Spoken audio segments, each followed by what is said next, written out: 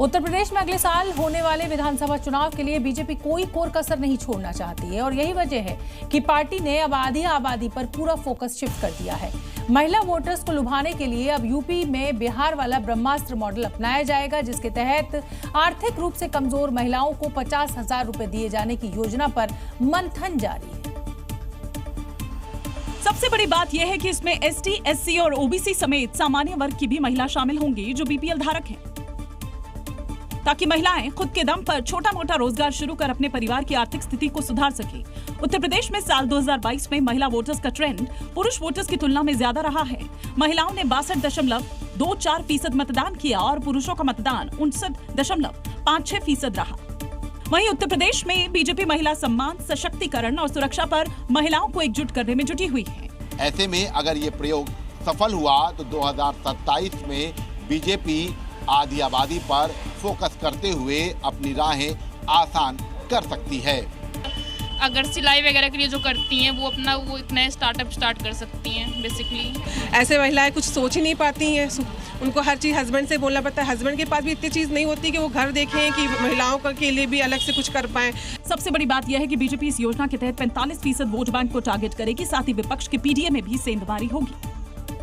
गौ संरक्षण और जैविक खेती को लेकर मुख्यमंत्री योगी आदित्यनाथ के विजन के तहत बुलंदशहर में एक पायलट प्रोजेक्ट शुरू किया गया है। इस पायलट प्रोजेक्ट के तहत 10 रुपए प्रति लीटर गोमूत्र खरीदा जा रहा है। यूपी सरकार का ये प्रोजेक्ट महिला सशक्तिकरण को भी बढ़ावा दे रहा है, क्योंकि गांव के करीब 300 महिलाओं को इस प्रोजेक्ट में शेयर होल्डर बनाकर रोजगार से जोड़ा गया है।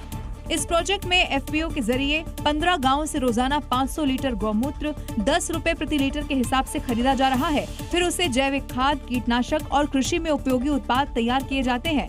किसानों से 10 रुपए लीटर गौमूत्र परचेज करते हैं और उसके लिए हम लोगों ने सरकारी गौशालाओं से ही और अपनी जो महिलाओं के द्वारा संचालित की जा रही है गौमूत्र डेयरी हम लोगों ने डेवलप की है।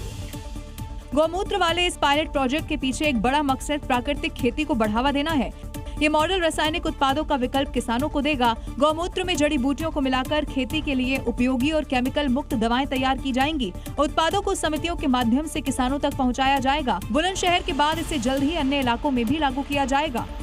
राम मंदिर में सीईओ की रेस में अब सुपर 16 जो है वो चुन लिए गए हैं। सीईओ चयन के लिए गठित सर्च कमेटी ने 11 और 12 अगस्त को राम जन्मभूमि परिसर में इंटरव्यू का काम पूरा कर लिया है, जिसमें 16 उम्मीदवारों को शॉर्टलिस्ट भी किया गया है।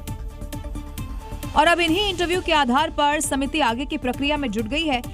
इनमें से 3 नामों को फाइनल किया जाएगा, जिनसे अलग अलग सवाल पूछे गए हैं।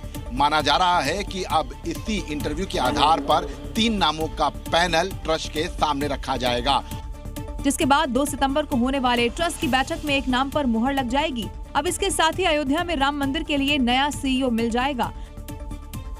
दरअसल इस साल राम मंदिर में चढ़ावा चोरी के विवाद, राम मंदिर में प्रबंधन को अधिक पारदर्शी, कुशल और संस्थागत बनाया जा सके, इसके लिए सीईओ की नियुक्ति का फैसला लिया गया था, जो कि अब अपने अंतिम चरण में है। राम मंदिर का सीईओ ट्रस्ट का सबसे ऊंचा कार्यकारी अधिकारी होगा और महासचिव को रिपोर्ट करेगा।